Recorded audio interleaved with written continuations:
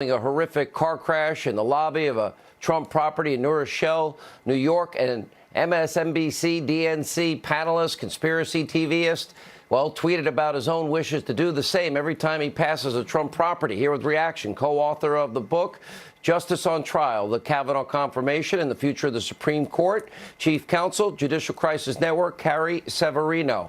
And she is now with Women for Trump, and she is their national co-chair. Gina Loudon is back with us. Gina, if you ever said this as a conservative against a liberal about fantasizing about doing that to an Obama property, or if you lied about a Democratic appointment, the way they treated Kavanaugh, why do I believe things would be very different?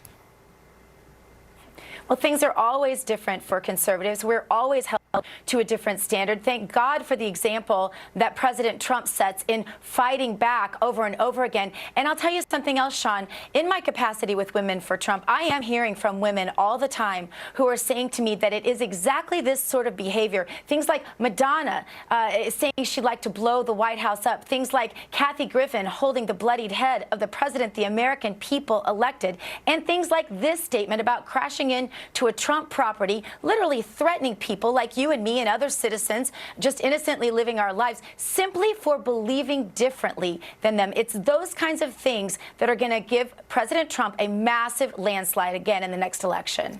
And Carrie, your take. Yeah, I mean, this is really a symptom of a whole problem we have where people don't want to debate issues. The liberals just want to push their policies down everyone's throat. They're attacking the courts because that is the place where we would enforce these checks and balances and keep the government in check.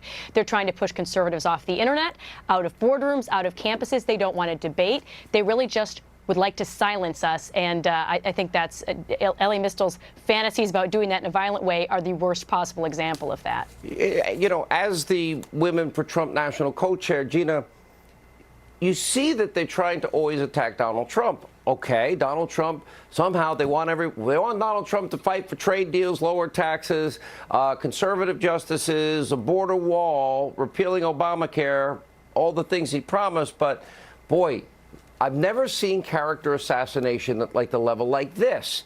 And they seem to want to convince every woman not to vote for Donald Trump. Will that work?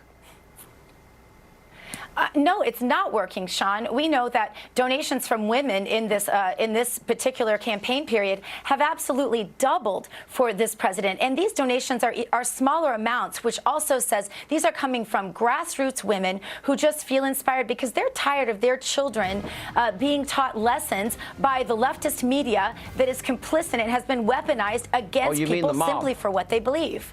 I call them the mob. Yes. They're the mob. Yes, you do. Thank you both. When we come back,